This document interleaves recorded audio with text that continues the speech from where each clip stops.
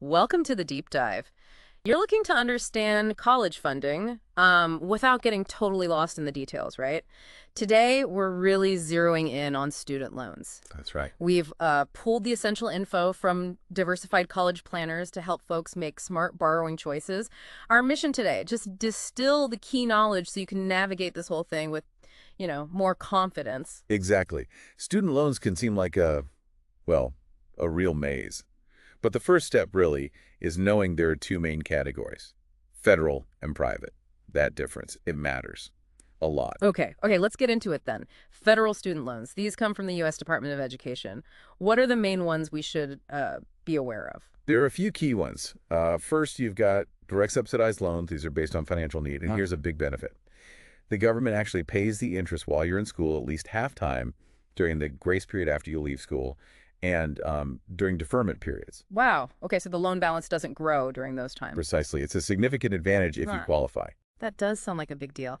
Now, what about the direct unsubsidized loans? How are they different? Right. So unsubsidized loans are available to pretty much all undergraduate and graduate students, no financial need required. But the crucial difference is interest. It starts accruing immediately, like as soon as the money goes out, even while you're still in school. Ah, okay. So that debt is growing from day one, essentially. Yeah, you got it. It's something you really need to factor in. Got it. Subsidized, need-based, interest paid for a while. Unsubsidized, available to most. Interest starts right away. And then you mentioned direct PLUS loans. Yes, direct PLUS loans. These are a bit different. They're mainly for parents taking out loans for their dependent undergraduate kids and also for graduate or professional students. They do require a credit check, unlike the main direct loans for undergrads, and they generally let you borrow more, up to the cost of attendance minus other aid. Okay, so a different borrower group, credit check involved, potentially higher limits. That covers the federal side pretty well. Now, what about private student loans? These are from like banks, credit unions, other companies. Exactly. Banks, credit unions, sometimes state agencies, or even schools themselves offer these. With private loans, you really need to be careful. While they can fill funding gaps, the terms are often, well, less favorable than federal loans. Less favorable how? Like interest rates? Yeah, interest rates can definitely be higher, Mm-hmm. and often they're variable, meaning they can go up over time.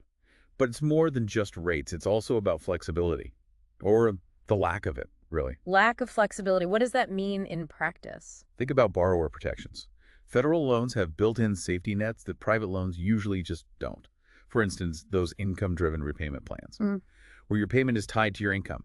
Generally not an option with private loans. And things like deferment if you lose your job, or forbearance options, or potential loan forgiveness programs like public service loan forgiveness, much, much rarer with private lenders. Right. So you're taking on potentially more risk without those federal safety nets. Definitely. The risk profile is just different and often higher. Good to know. Now, repayment. When does that typically kick in for these loans, federal or private?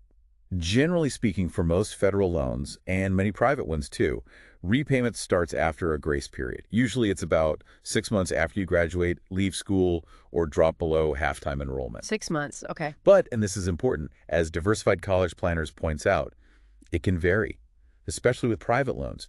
You absolutely need to read your specific loan agreement to know the exact terms, like when that first payment is due. So don't just assume 6 months. Always check the fine print. Got it. Now, you mentioned diversified college planners. Their approach isn't just about understanding loans, right? It's about how they fit into the bigger funding strategy. Absolutely. Their whole philosophy emphasizes trying to minimize loan debt in the first place. It's proactive. That means really understanding how things like your student aid index, or SAI, affects your aid eligibility.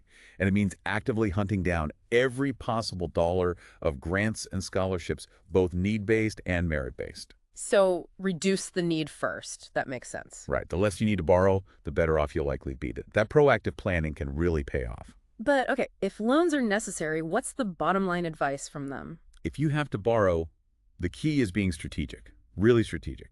That means first, only borrow what you absolutely need. Don't just take the maximum offered. Second, pay close attention to those interest rates and fees, understand the total cost over time. And third, think carefully about the repayment plan. Choose one that realistically aligns with your expected future income and your, long-term financial goals. It's all about informed choices. Okay, so Wrapping this up, the really crucial takeaway seems to be understand the fundamental differences. Federal versus private. Federal loans generally offer more protections, more repayment flexibility.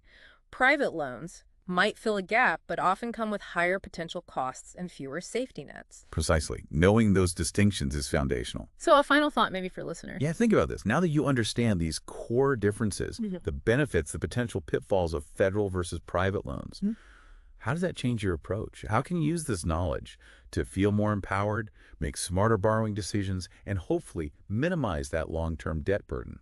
It's about taking control of the